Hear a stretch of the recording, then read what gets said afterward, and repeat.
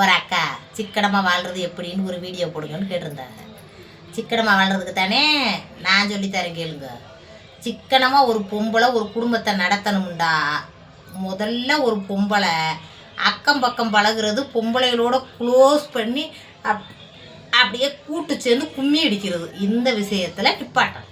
என்ன சொல்கிற முடியுமா? என்ன நீ சொல்கிற சிக்கனத்துக்கு அதுக்கு என்ன சம்மந்தம் இருக்குது? நீ என்ன வச்சுக்கிட்டு இருக்க அப்படின்னு கேட்டேன்டா.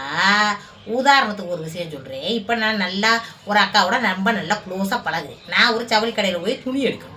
அந்த ட்ரெஸ் எடுக்கிறதுக்காக பக்கத்து வீட்டுக்கார அக்காவை கூட்டிகிட்டு இருப்பேன். அங்கே நான் ட்ரெஸ் எடுத்துக்கிட்டு இருக்கேன். அவங்க பல சேலைகளை பார்த்ததில் ஒரு சேலை அவங்களுக்கு பிடிச்சி போயிடும். அப்படி பிடிச்சி போச்சுண்டா 500 கொடுத்து ஒரு 500 கொடுவேன், நான் வாங்கி இந்த சேலை எனக்கு ரொம்ப பிடிச்சிருக்கேன், எங்கள் வீட்டில் வந்து தாரே அப்படின்றாங்க.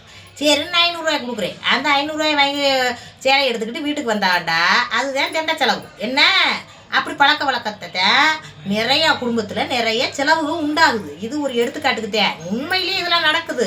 யார் எவருன்னு சொல்ல மாட்டேன். என்ன அப்போ அந்த காசை கொடுக்குறதுக்கு புருஷனுக்கு தெரியாமல் சிறுவாடு சேர்க்கணும். சிறுவாடு சேர்த்தா புருஷனுக்கு ஒரு காலத்தை கண்டுபிடிச்சிட்டா ஏற்பட்டு சிறுவாடு சேர்த்துக்கு தெரியாடின்னு சண்டை வரும். குடும்பத்தில் பல சிக்கல் உண்டாகிறதுக்கு இந்த பழக்க வழக்கம்தான் காரணம். பொம்பளைய பேசாண்டு 10 மடங்கா வீட்டில் சோறாக்க குழம்பு வைக்க நம்ம குடும்பத்தை எப்படி முன்னேற்றி கொண்டு போக, நம்ம பிள்ளைகளை என்ன பண்ணால் அது மாதிரி யோசனை பண்ணிக்கிட்டு இருக்கணும். பழக்க வழக்கம் பழகணும், ஆனால் அதிகமாக பழகக்கூடாது.